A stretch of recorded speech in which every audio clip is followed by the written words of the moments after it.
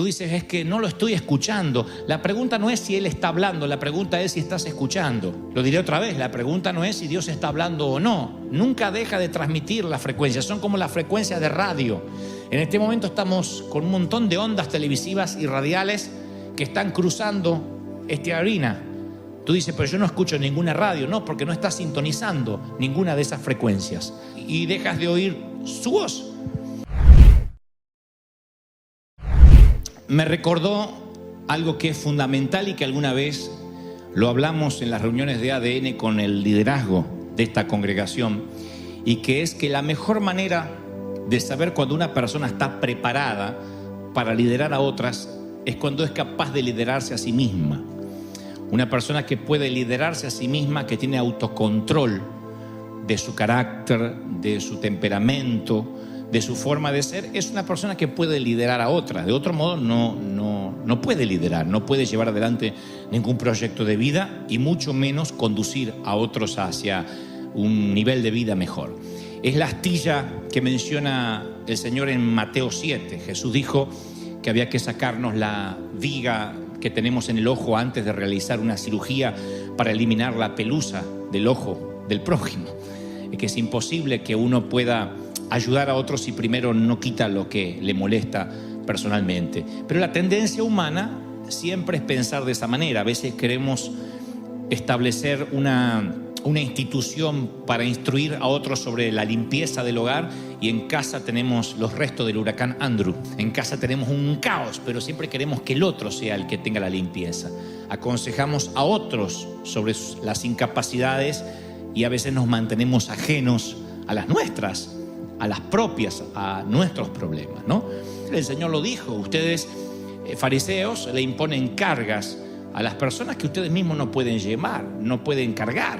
Y nosotros siempre hablamos de llevar a otras personas a Cristo, ¿no? Decimos, vamos a predicar, a llevar a personas que no conocen del Señor, a llevarlos a la cruz. Y ahí está la clave, preguntarnos si nos podemos llevar nosotros mismos a Cristo. Y no hablo de aceptar a Cristo por primera vez, que la mayoría lo ha hecho. Me refiero si tenemos la capacidad de volvernos a comprometer con el Señor cuando estamos alejados. Se trata de renovarse. La Biblia es una continua renovación, nos lleva a renovarnos todos los días. Isaías 53:6 dice: todos andábamos perdidos como ovejas, cada uno seguía su propio camino, pero el Señor hizo recaer sobre él la iniquidad de todos nosotros, sobre Cristo, la iniquidad o el pecado de todos nosotros. Entonces yo veo, antes de construir lo que quiero decirle, quiero darle esta suerte de introducción. Cada vez que el Señor nos compara con ovejas, y lo he mencionado en otra ocasión, siempre me pregunté por qué se le ocurrió al Señor compararnos con las criaturas esas peludas que pululan las colinas de Judea. ¿Por qué no nos compara con ovejeros alemanes, por ejemplo? Aquí los estoy entrenando como leones, eso hubiese estado bien, o como tigres, o como panteras. Pero ¿por qué el Señor nos compara con ovejas? No es muy halagador, porque las ovejas son frágiles, vulnerables, son un tanto torpes. Nadie diga amén, pero si nos compara con ovejas, somos propensos a accidentarnos, a perdernos, a descarriarnos. Pero nos compara con ovejas porque es el único animal que sí o sí necesita un pastor. No hay ovejas salvajes, no hay ovejas que anden por la pradera de manera salvaje y puedan sobrevivir. Después todo el resto de los animales tienen su versión del salvajismo, tienen su versión no domesticada. Hasta un gato puede ser salvaje, un perro puede ser salvaje, pero no una oveja. Una oveja necesita un pastor. Por eso esa es la razón fundamental por la cual Él nos compara con ovejas, porque no podemos vivir solos estamos a la deriva, como un cometa sin cuerda, como una hoja en la tormenta. Y ahora, ¿por qué nos desviamos si somos ovejas? Bueno, yo tengo 3 causas comunes por las cuales nos desviamos y no nos renovamos, como les decía recién. Primero, no cuidamos como ovejas las fortalezas, o sea, lo que nos hace fuertes no lo solemos cuidar. Descuidar nuestras fortalezas puede convertirse a veces en nuestra mayor debilidad. Por ejemplo, una persona que tiene el don de la misericordia, el don de ayudar, si no lo cuida, puede sentir culpa por las cosas que no puede hacer porque no puede ayudar a todo el mundo y empieza a sentirse abrumado, y lo que fue al principio un regalo de Dios se transforma en una carga sin la ayuda de un pastor, sin la ayuda del Espíritu Santo. Tiene el deseo de ayudar, se ve impotente para ayudar y entonces vive preocupado, vive cargada o vive angustiado por todo lo que no puede hacer. Si Dios le da a alguien el don de sabiduría y esa es su fortaleza, sin la ayuda del pastor, como cualquier oveja, se puede llenar de orgullo, porque todo lo sabe, porque él conoce todas las respuestas o ella conoce todas las respuestas. Entonces es una oveja que sin la ayuda del pastor, el don de la sabiduría linda con el orgullo, con la pedantería, con la petulancia. ¿Estoy siendo claro lo que digo, sí o no? La segunda cosa que yo veo por la cual nos descarriamos, además de descuidar lo que Dios nos da, las fortalezas por alejarnos del pastor, es que cuando nos alejamos del pastor perdemos la alegría, lo que yo llamo la alegría robada. David, cuando peca en el Salmo 51:12, él dice, entre otras cosas, devuélveme la alegría de la salvación y que un espíritu obediente me sostenga. No es casual lo que está diciendo el salmista. Yo quiero tener un espíritu obediente, pero necesito recuperar la alegría de la salvación. A veces el enemigo nos desvía del camino, nos quita del corral y al alejarnos del pastor nos quita la alegría. Cuando uno pierde la alegría, todo se hace cuesta arriba. La alegría no tiene que ver con la felicidad. La felicidad es de a ratito y viene por acontecimientos, pero también se va por acontecimientos. Viene con el nacimiento de un baby y se va con la muerte de un ser querido. Miren cómo la felicidad puede escurrirse de entre los dedos. Miren qué escurridiza es que llega. La felicidad no es el álbum de fotografías que conservas en tu casa. Esos son momentos. Entonces la alegría no tiene que ver con la felicidad, tiene que ver con el gozo de servir al Señor. Decir, bueno, mira, no me fue bien en el matrimonio, no me fue bien con mis hijos, bueno, no tengo el trabajo que deseo, pero tengo la alegría, el privilegio que muchos no tienen, que los ángeles no pueden tener, de servir al Rey de Reyes, de servir al Señor de Señores. Eso me tiene que producir una alegría que compense la vida común o la vida rutinaria. Lo tercero es que al alejarnos de Dios o de nuestro pastor, no escuchamos su voz. Y la palabra dice en Juan 10:4, las ovejas lo siguen porque reconocen su voz. Mi pregunta esta mañana es, ¿reconoces la voz del pastor? Tú dices, es que no lo estoy escuchando. La pregunta no es si él está hablando, la pregunta es si estás escuchando. Lo diré otra vez, la pregunta no es si Dios está hablando o no. Nunca deja de transmitir las frecuencias, son como las frecuencias de radio.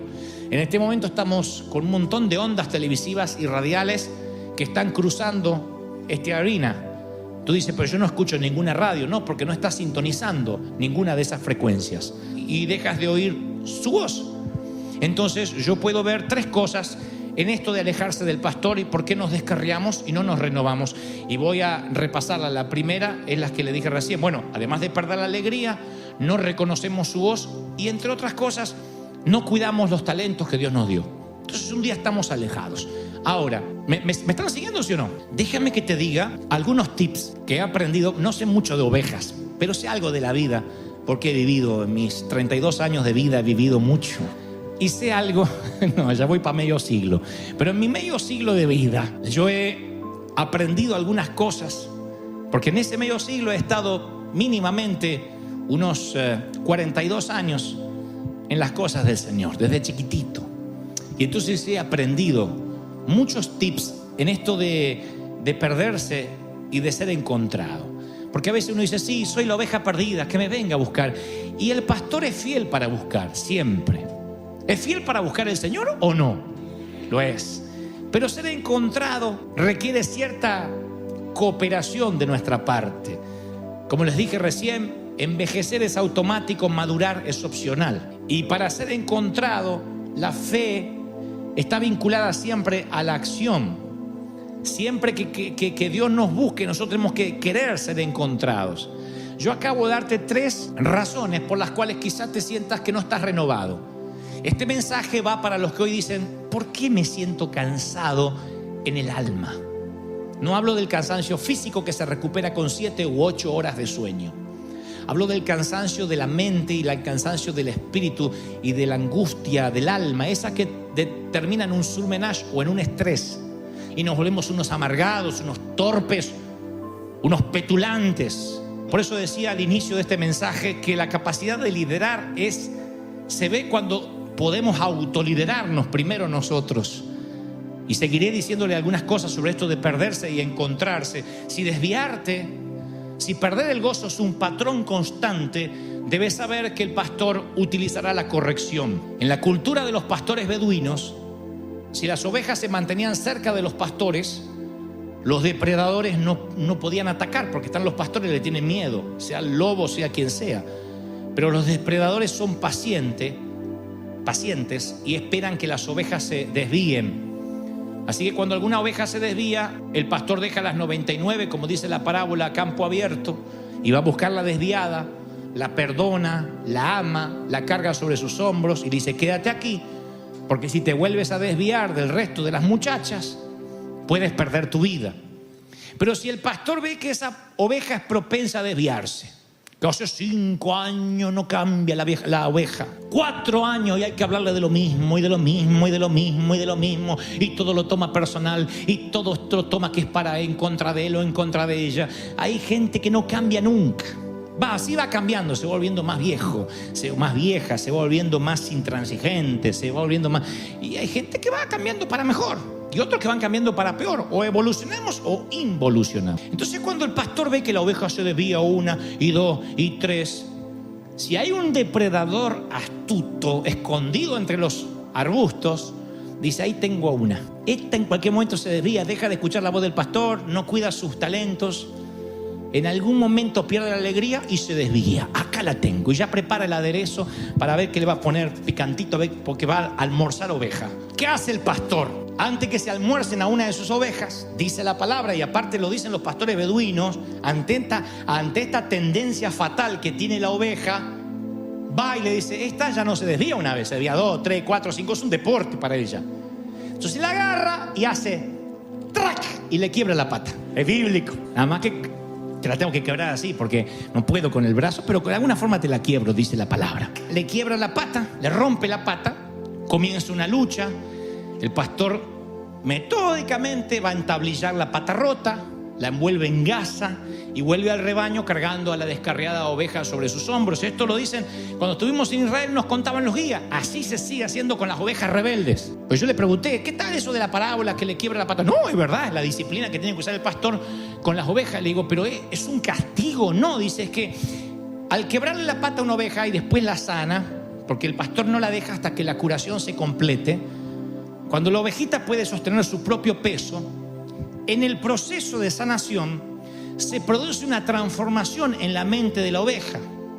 La vieja tendencia, me desvío, va cambiando, y si me desvío me rompen otra pata. Su tendencia cambia y su tendencia es a mantenerse cerca del pastor. Después es la oveja que camina acá, íntimamente, es la más íntima, es la que nunca más se despega del pastor. Ustedes dirán: es la que debería, ¿qué te pasa, loco? A ver si me la quebras de vuelta. No, se pega, porque la oveja logra entender que le quebraron la pata a causa del amor, para que un depredador no se la almuerce.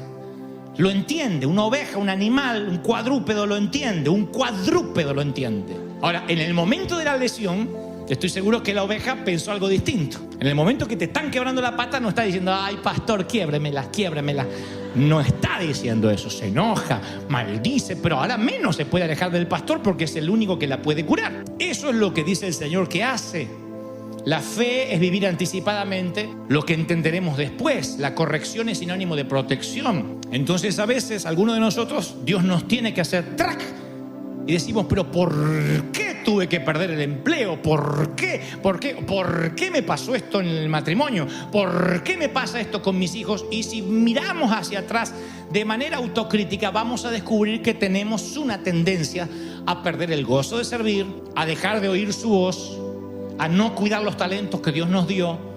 Entonces ya no somos la oveja que cada 10 años se descarría un poquito, sino que vive descarriada y cada 10 años se acerca un poquito. Cuando la tendencia es a la inversa de como debería ser, el pastor que te ama tanto te quiebra la patita, te trae en los hombros y por la montaña a buscarla fue. La encontró de novio con un inconverso, le quebró la pata, la trajo de vuelta y al redil volvió. Creo que cuando el Señor ve que hay una tendencia, ¡trac! nos quiebra y nos trae de vuelta y nos pegamos íntimamente a Él. Lo segundo que yo descubrí, e insisto, no porque conozco de ovejas, sino porque conozco de caminar con el Señor algo, es que el camino que transitamos es nuestro destino. Si una oveja se desvía y se desvía y se desvía, tarde o temprano va a llegar a Egipto y no a Israel. Si te estás desviando y todo el tiempo estás perdiendo el gozo, no te van a recordar como un buen padre. Te van a recordar como un padre que quiso tomar el camino correcto, pero que se equivocó. Supongamos que hay una mujer soltera que dice: yo quiero enamorarme de alguien que realmente vaya en la dirección correcta. Quiero enamorarme de alguien que me comprenda, de alguien a quien ame. Esa es su intención, pero luego en el camino se mete con el primero que se le cruza solo para no sentirse sola. Y entonces ella descubrirá que Egipto está apenas bajando la calle. Un día se encuentra desviada, perdió la manada y no sabe cómo llegó hasta ahí. O supongamos que un esposo dice: yo quiero que mis hijos me respeten cuando crezcan, pero sus hijos ven que él pierde la paciencia con frecuencia y siempre anda con sujeta la va a quedar así cuando la agarre, dijo la mujer. Sus hijos dicen: papá intenta, pero Asiria está a la vuelta de la esquina. Supongamos que un joven cristiano dice: yo realmente deseo desarrollar una intimidad profunda y duradera con Dios, pero todos los días se levanta tarde, mira su Facebook, sus redes sociales, y vive atado al celular. Mi querido, por más que quieras tener una relación con Dios, Egipto es la próxima salida del freeway. Los recién casados deberían tener una seguridad económica a la edad de sus padres. Sin embargo, no planifican nada, compran todo lo que ven, se meten en créditos, en abusos de tarjetas de crédito justamente. Y yo les diría: espero que hayas empacado bien para las tormentas de arena que te van a tocar en Egipto y Asiria, porque te estás desviando. Entonces, cuando veo a una oveja que tiene una tendencia para desviarse a Egipto y a Asiria, lo más probable es que el Señor tenga que corregirte con la pata quebrada y traerte de vuelta. ¿Qué trato de decir?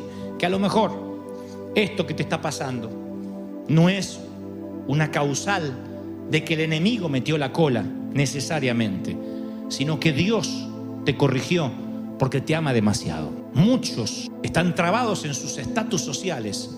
Me consta, el Espíritu Santo me ha dicho: no ores porque no va a tener los papeles, porque en cuanto tenga los papeles lo perdés de la iglesia, lo pierdo del rebaño. Otros necesitan cargar con un cuerpo frágil, porque si su cuerpo fuera fuerte, le darían la espalda de manera inmediata a Dios.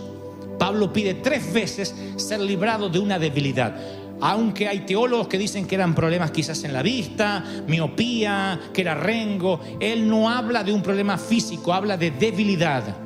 Y la misma palabra en el original hebreo habla de una suerte de tentación o pecado, algo que a él lo estaba realmente amedrentando, de modo que decía: mi carne hace lo que mi espíritu no quiere. Y el Señor le dice: bástate con mi gracia. Le está diciendo: lo que vas a tener es que venir a mi gracia todos los días, pero no voy a quitarte el aguijón, porque esa perniquebrada, esa pata quebrada es lo que te mantiene dependiente de mí, Pablo. Si yo te sano la pata, te me pierdes. Has conocido el tercer cielo, has tenido revelaciones que ningún hombre jamás tuvo.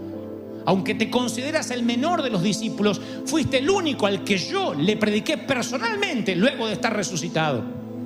Podrías andar por la vida diciendo: a mí ningún hombre me pudo predicar. Cristo me tuvo que predicar camino a Damasco. Un hombre que manejaba ciudadanías dobles, que era multicultural, cosmopolita, que tenía su profesión, que se autoabastecía a sí mismo, letrado, que podía debatir con griegos, con los grandes cerebros de la época, con el Simi Valley de la época que era Grecia. Era un hombre que necesitaba tener una pata quebrada. De otro modo, no sería el gran Pablo que conocemos y quizá hubiese seguido el camino de Judas o quizá otro. El Señor sabía que tenía esa debilidad, lo conectaría con él, y que Dios de ese modo se llevaría la gloria. Entonces lo que trato de decir es que a veces maldecimos una falencia, una minusvalía, algo que nos está faltando, y es justamente eso lo que te ha acercado a Dios todos estos años. Por esa debilidad, por eso que no dejas de orar, es que estás aquí. Dios nos conoce. Tú dices: no, si Dios me da la seguridad de que esto se me va a ir, yo le voy a servir. Tu abuela, ¿sabes la gente que yo conozco? Tu abuela, dice el Señor en Proverbios 8:16, ¿sabe la gente que yo conozco? que dice: voy a sembrar el día que Dios me prospere, $1.000.000 van a ir para la iglesia. Y Dios dice: no, las señales siguen a los que tienen fe. No, tú no sigues las señales. La gente en cuanto recibe ese dinero empieza a decir: bueno, primero tengo que pagar mis deudas, después la iglesia, y se olvida de lo que había prometido. Y el Señor sabe, porque Él nos creó. Él sabe que nosotros inmediatamente tendemos la tendencia a alejarnos del Hijo. Mira, voy a contarles esta maravillosa historia en los últimos 2 minutos. Un viudo rico tenía un hijo al que amaba profundamente.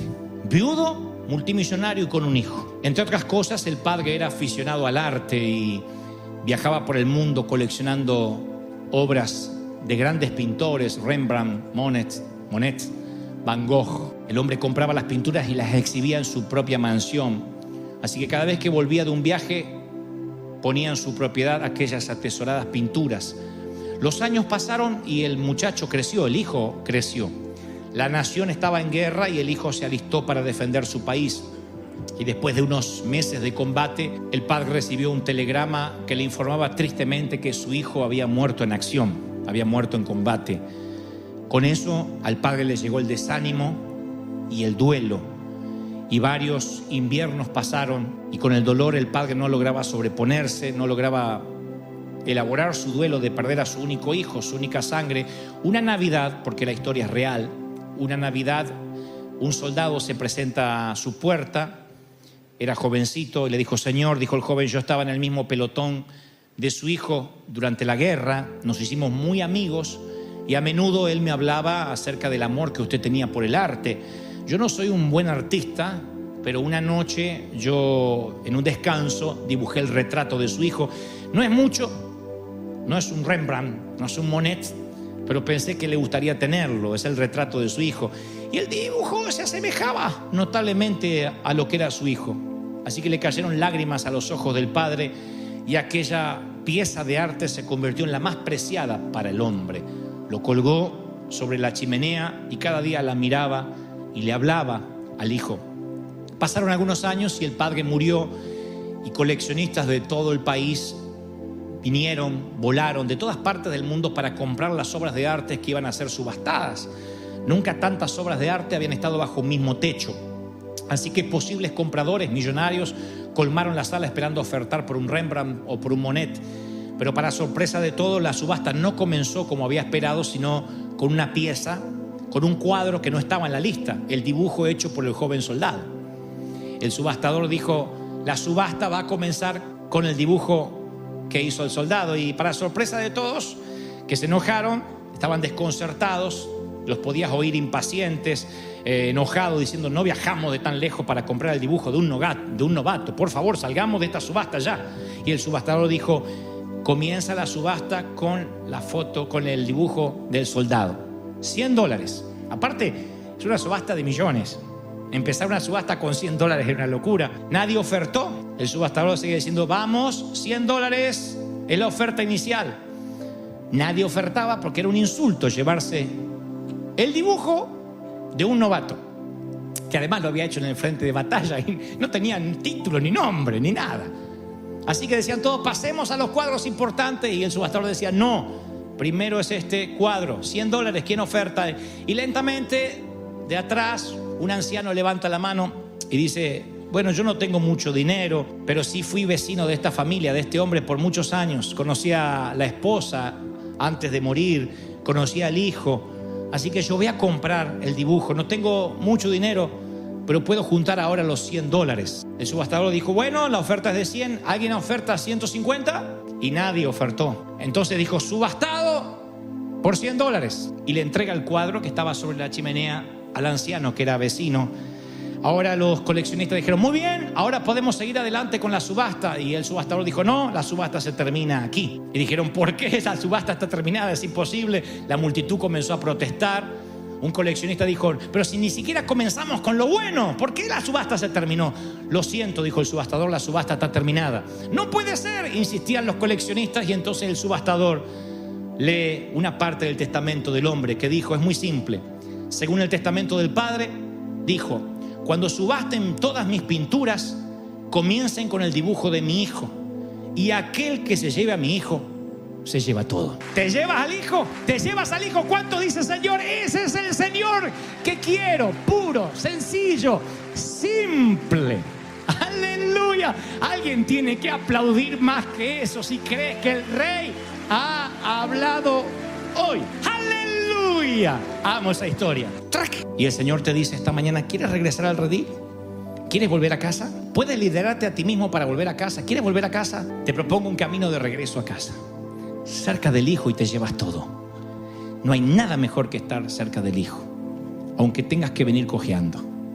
Pero es maravilloso cojear, porque significa que es la marca que tuviste un encuentro con Dios. Gracias por llegar hasta el final. Si esta palabra tocó tu corazón, te animo a seguir escuchando lo que Dios tiene preparado para ti en los siguientes videos.